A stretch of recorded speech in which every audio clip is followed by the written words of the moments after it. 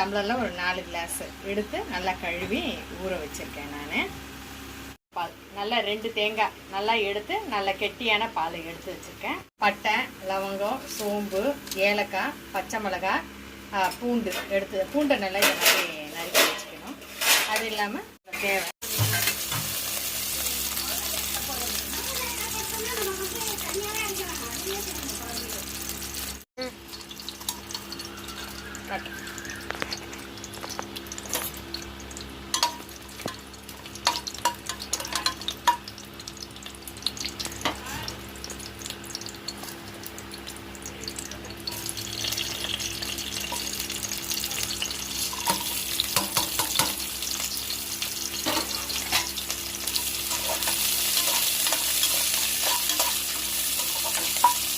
எல்லாத்தையும் போட்டு நல்லா வதக்கிக்கணும்.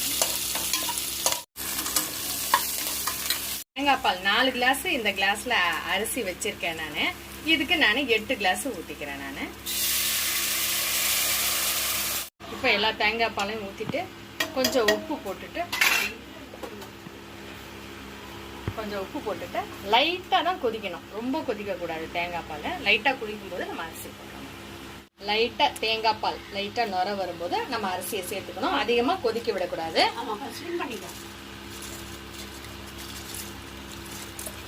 10 நிமிஷம் முடிஞ்சிச்சு. நம்ம குக்கரை பாருங்கள், அருமையான தேங்காய் சாதம் ரெடி ஆயிடுச்சு.